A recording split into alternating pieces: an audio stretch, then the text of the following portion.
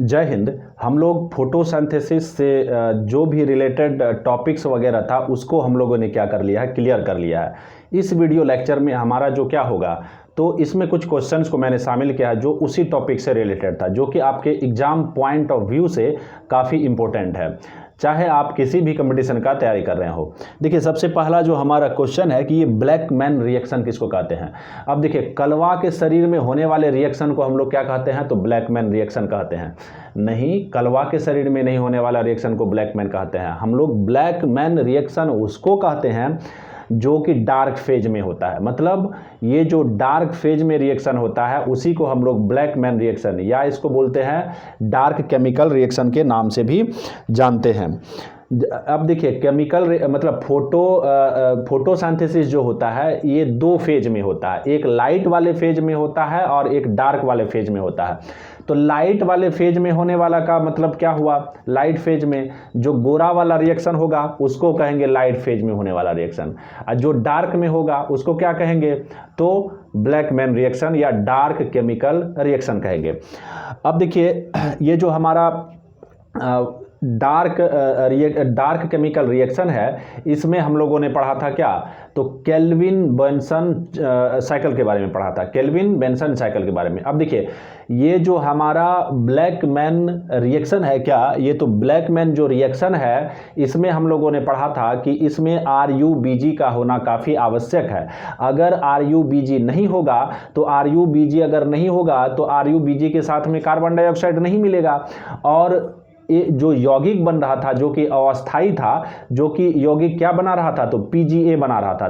तो PGA नहीं बनेगा, तो PGA नहीं बनेगा तो PGAl नहीं बनेगा इसके शरीर में, मतलब ये जो हमारा प्लांट है, प्लांट के शरीर में जब PGAl नहीं बनेगा तो फिर शकरा भी नहीं बनेगा। तो ये सारी बातें हम लोगों ने अपने जो है वीडियो लेक्चर में ये सारे हम लोगों ने क्या किया था, कंप्लीट किया था। अब देखिए, यहाँ पर ब्लैक मैन रिएक्शन के लिए रिस्पॉन्सिबल एलिमेंट का नाम अभी जस्ट मैंने बताया कि ब्लैक मैन रिएक्शन होने के लिए यह बहुत ज़्यादा जरूरी है कि उसके बॉडी के अंदर में RuBg हो। अब ये RuBg रहता कहाँ पर, देखिए प्लांट सबसे पहले फोटोसिंथेसिस होती कहाँ है, मतलब फूड फैक्ट्री किसको कहा जाता है, तो लीफ को कहा जाता है। तो लीफ में ही फोटोसिंथेसिस होती है, जो ग्रीन वाला पार्ट है। अब लीफ में क्या रहता है, तो क्लोरोप्लास्ट रहता है। तो क्लोरोप्लास्ट के अंदर में क्या होता है, थैलाक्वाइड रहता है, थैलाक्वाइड मिलकर के ग्रेना बनाता है। फिर उसमें मैट्रिक्स भी रहता है जिसको कि हम लोग स्ट्रोमा भी जानते हैं। जैसे आपका घर में नाम होगा कुछ और, फिर सर्टिफिकेट पर नाम होगा कुछ और, उसी प्रकार से जो मैट्रिक्स है उसको एक और नाम से जाना जाता है जिसको कि हम लोग स्ट्रोमा के नाम से जानते हैं। अब ये जो ब्लैक मैन रिएक्शन होता है उसी स्ट्रोमा में ही होता है। कहाँ होता है, तो स्ट्रोमा में होता है।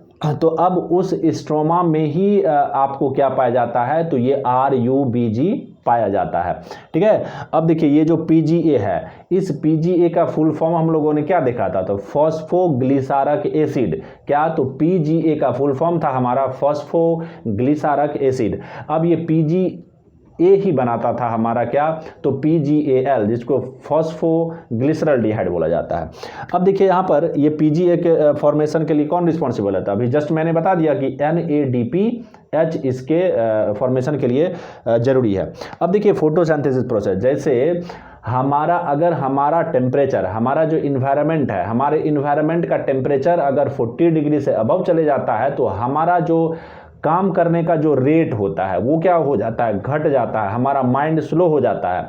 वैसा ही जो ये प्लांट है, प्लांट भी 40 डिग्री सेल्सियस पर उसका फोटोसिंथेसिस प्रोसेस, मतलब उसका जो वर्किंग प्रोसेस है, उसका जो फंक्शनिंग है, यानी कि उसका काम करने का जो रेट है वो घट जाता है। क्यों, अब देखिए, प्लांट के बॉडी के अंदर में सेल रहता है, और सेल के अंदर में न्यूक्लियस है। न्यूक्लियस ही क्या है, उसको ये ऑर्डर देता है कि चलो ठीक है, अभी इन्वायरमेंट बिल्कुल ठीक ठाक है, आप काम करो। जैसे ही 40 डिग्री सेल्सियस पहुंचता है तो वो जो सेल के अंदर में जो मतलब कोशिका के अंदर में, मतलब सेल के अंदर में जो न्यूक्लियस है वो बौखला जाता है, उसका रेट, मतलब ऑर्डर देने का जो रेट होता है वो गड़बड़ा जाता है ना। इसी वजह से क्या होता है, तो फोटोसिंथेसिस प्रोसेस 40 डिग्री सेल्सियस या उससे अबव जाने पर उसका रेट क्या हो जाता है, तो घट जाता है। अब देखिए, किस लाइट में प्लांट कार्बोहाइड्रेट बनाता है। अब हम लोगों ने जाना था कि ये जो रेड लाइट है तो रेड लाइट में क्या बनाता है, तो फोटोसिंथेसिस प्रोसेस से कार्बोहाइड्रेट बनाता है। वहीं पर व्हाइट लाइट में क्या बनाता है, तो प्रोटीन बनाता है ना। अब देखिए एटीपी का फॉर्मेशन कौन करता है, तो एटीपी का फॉर्मेशन दो चीज़ों से मिलकर। हम लोगों ने पढ़ा था, देखिए क्या, इलेक्ट्रॉन बेचारा का दिमाग खराब हो गया था क्योंकि उसको मिल गया था एनर्जी। अब दिमाग खराब हो जाने के कारण वो कहाँ चल गया था, तो भाग गया था। कहाँ, तो वो अब थाइलाक्वाइड को छोड़कर, यानी कि ग्रेना, उसका जो घर है, ग्रेना क्या है, इलेक्ट्रॉन का घर था। अब वो छोड़ करके भाग गया। अब छोड़ करके भागा तो उसको पिस्टल दिखाया कौन, तो फॉस्फेट, बोला कि एनर्जी दो, तो इलेक्ट्रॉन को एनर्जी देना पड़ा। फिर इलेक्ट्रॉन जब उसको एनर्जी दिया, किसको, फॉस्फेट को, तो फॉस्फेट पहले गया था एडीपी से मिलने के लिए, तो एडीपी बोला कि भाग, तुमको क्या है, तुमको, तुम्हारे पास में एनर्जी नहीं है। अब फॉस्फेट बेचारा जाकर के पिस्टल खरीद के इलेक्ट्रॉन को पिस्टल दिखाया, तो इलेक्ट्रॉन उसको क्या दे दिया, इलेक्ट्रॉन उसको एनर्जी दे दिया। जब इलेक्ट्रॉन एनर्जी दे दिया तब फॉस्फेट दौड़ के जाता है एडीपी के पास में।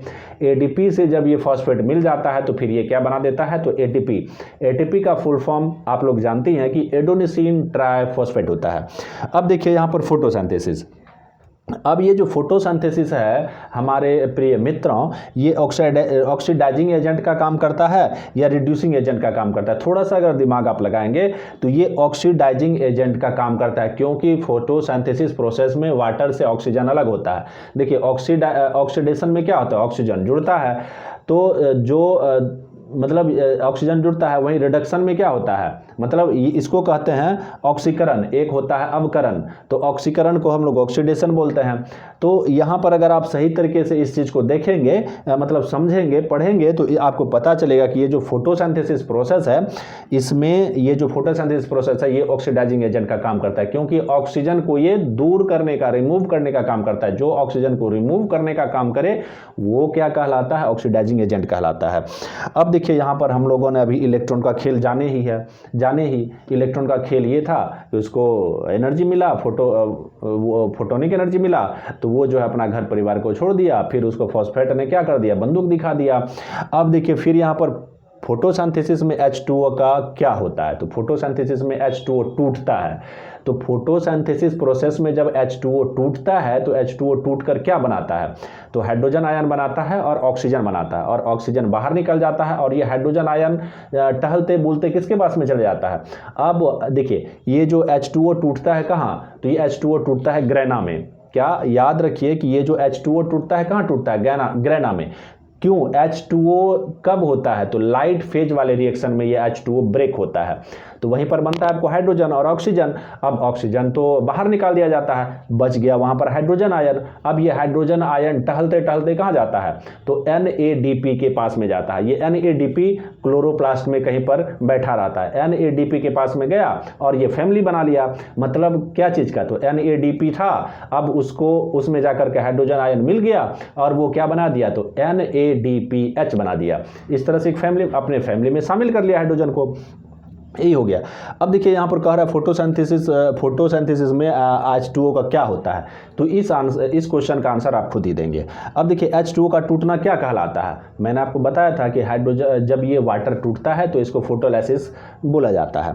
अब देखिए NADPH कैसे बनता है, तो अभी जस्ट मैंने आपको बताया कि NADPH कैसे बनता है। वाटर टूटता है, वाटर टूटने के बाद हाइड्रोजन आयन निकलता है, हाइड्रोजन आयन कहाँ जाता है, NADP के पास में जाता है, उसको वो अपना फैमिली में शामिल कर लेता है। इस तरीके से क्या बनता है, तो NADPH बनता है।